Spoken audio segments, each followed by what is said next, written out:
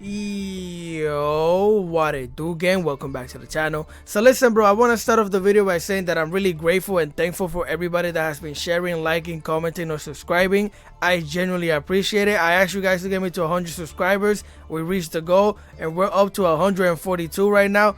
Thank you so much for the support, man. I genuinely really do appreciate that. I know I haven't done my little shout outs in the beginning of the video, but it's been so many of you. I might just make a little list. It's probably like 10 of you that I can see, but it's been a few amount of you that have subscribed. So with that being said, I have a Rikka Sunavalon deck for you guys today, and this deck is actually tough. We managed to stop the best deck in Master Duel today with this deck. So with that being said, I got 3 saucy replays for you guys today. Enough talking. Let's get into it. Alright, guys, so for our first replay, you guys gotta realize what I'm telling you, right? We went up against Runick ISHISU Spright. Sorry if I said that wrong. But bro, like, are you serious? Runick Spright ISHISU, bro. Let's get it. So we activated our theory in this Colosseum, and I mainly activated that thing to search out for a negate. I won't lie to you. So we got a Lily onto the field. I activate Rikka Princess, which special summon herself. We summon the Sunseed Genius Loki onto the field to get a Sunavalon Dryas. We're going to activate the effect of the Dryas, getting a Sunvine Sowing. Activating that thing's effect, bringing a Sunseed Twin onto the field. And because we pay life points, we activate the effect of the Dryas while also activating the effect of the Sunset Twin. Sunset Twin is going to bring the Loki back onto the field. Oop. Then we're going to special summon the Sunvine Healer with the effect of the Dryas. It's going to give us a 300 life boost, of course. We're going to use both of these monsters to link summon into our Aromas Fairy Jasmine. Activating her effect, triggering the princess so we can special summon our Madame the Rikka Fairy from the deck, which is gonna search out our field spell, which is the Rikka Con, right? We're gonna activate that thing so that way we could set down our Rikka sheet, which is a disruption trap.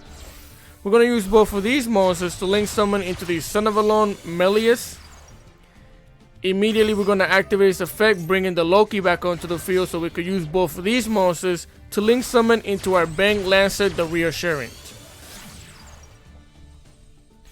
We're going to set down our Imperm, activating the Lily.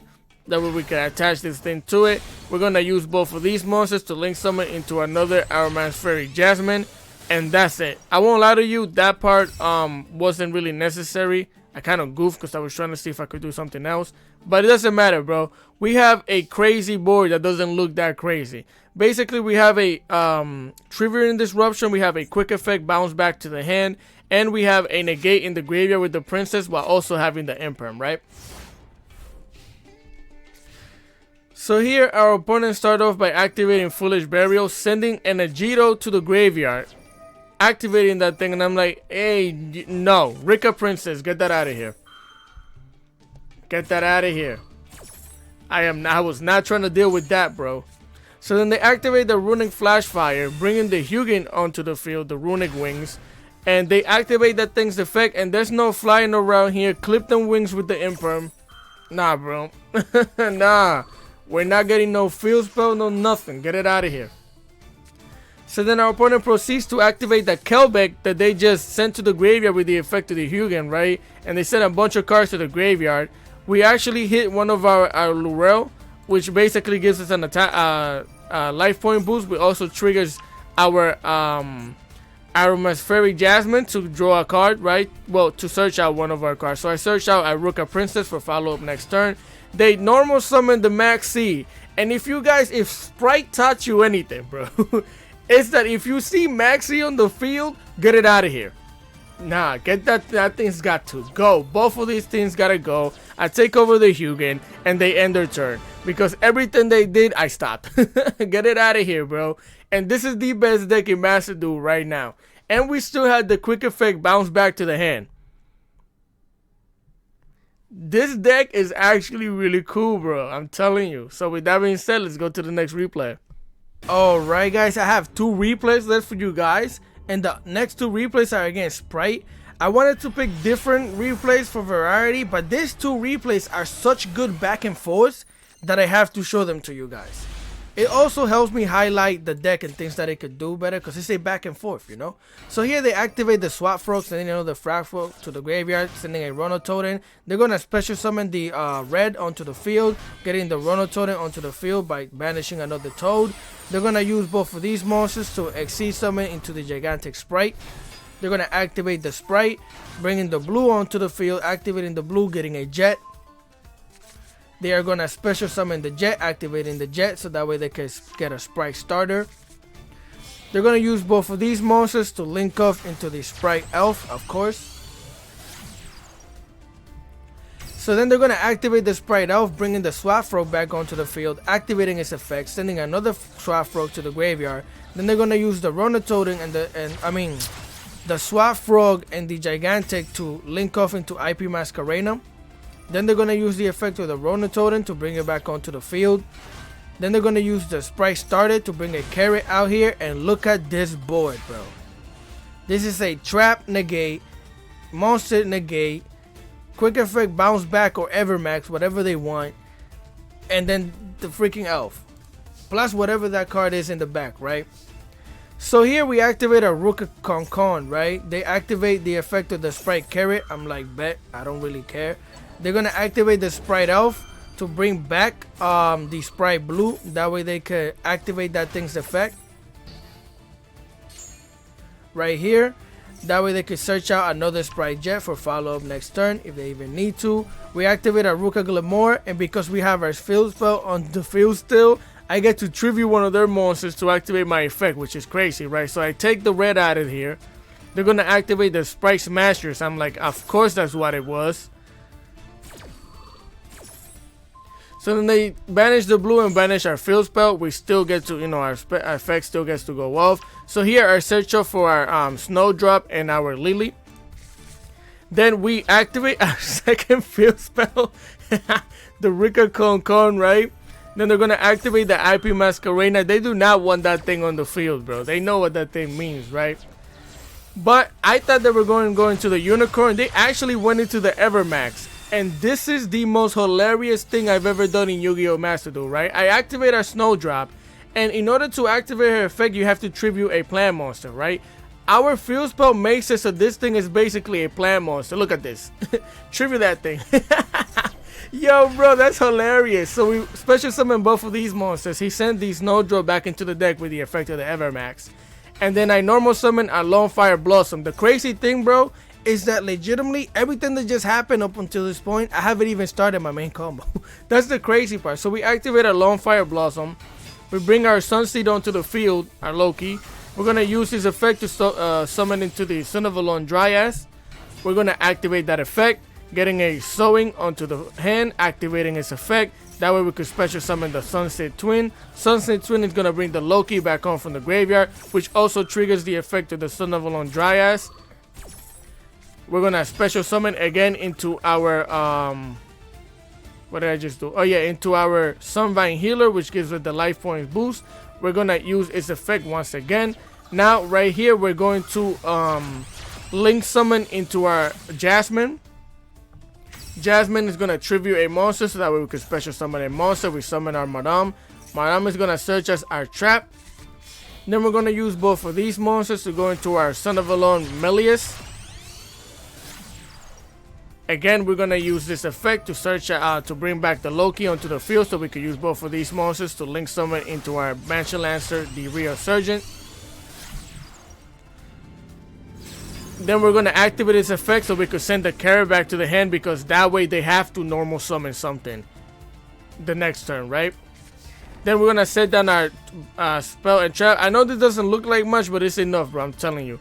So we slap him up in the face for the 2,500, and now we get life points because we slapped him up for the damage.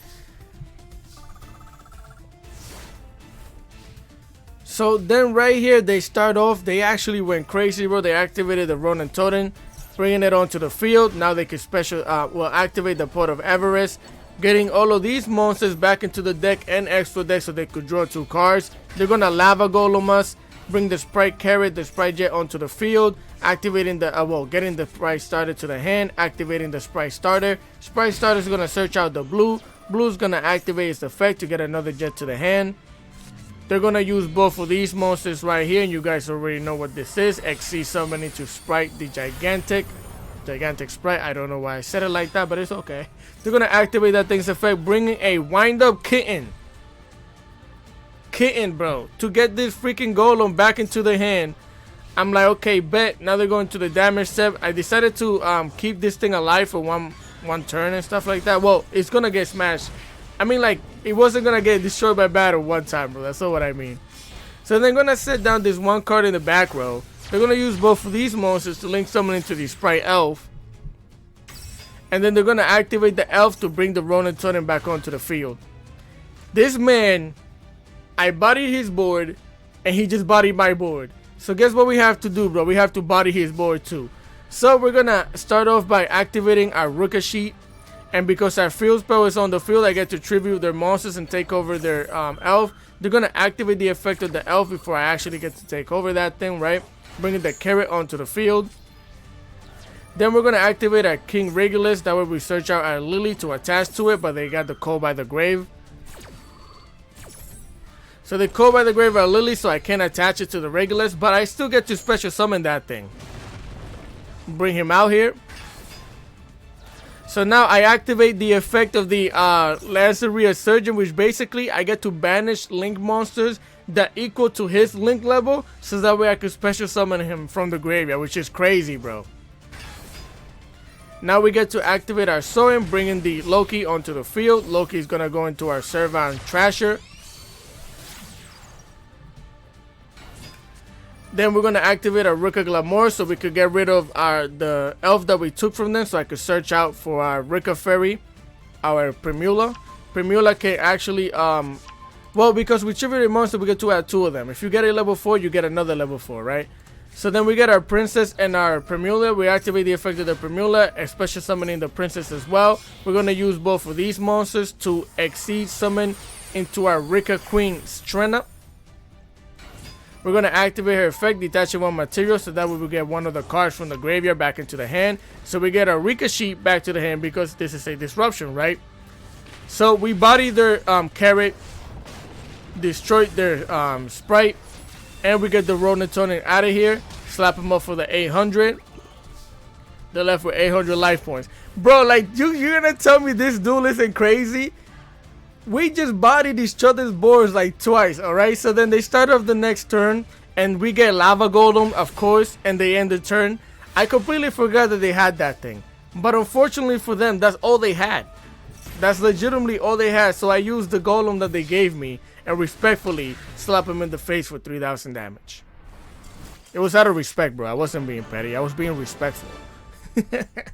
So with that being said, let's go into the next replay, which is also against Spright, but it was also a good back and forth. So let's get into it. Alright guys, so like I said, this next replay is up against Spright. This was also a good back and forth duel that I have to share with you guys, because these, I don't know, I like duels like this. And I like showing you guys duel like this because back and forths are rare in Master Duels. Most duels only last 2 turns. They activate Swap Frog, sending the Ronin Totem to the graveyard, bringing the blue onto the field, activating the blue, getting the Jet, right? They're going to special summon the Jet. Jet's going to activate, searching for the Spright Smasher, meaning they have the starter in the hand. They're going to use both of these monsters to go into the gigantic Spright, of course. They're going to activate the effect of the gigantic Spright, bringing the red onto the field, activating the effect of the frog so they can special summon another frog, activating the frog, sending a frog to the graveyard. They're going to use both of these monsters to link summon into the Spright Elf. They're going to activate the Elf, bringing the Jet back onto the field, activating the Ronin Totem to bring itself onto the field as well. They're going to use both of these monsters to link summon into the IP Masquerena. They're going to use the effect of the Ronin Totem to bring itself back onto the field, of course. Makes sense. They're going to set down 2 back row and end their turn. Pretty good board, right?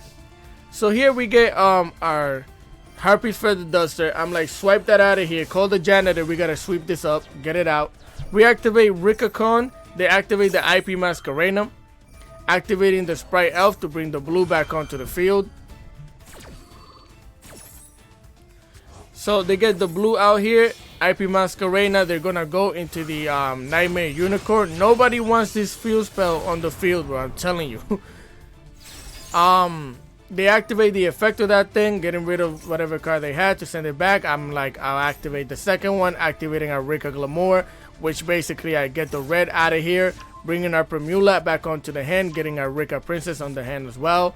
We're gonna normal summon using our expected die to go into our Loki. Loki is gonna use itself to link summon into the Sunavalon Dryas. Dryas is gonna activate its effect to get us our Sowing. Sowing, we're gonna activate that thing, which gets us a Sunseed Twin. Sunseed Twin is gonna bring the Loki from the graveyard.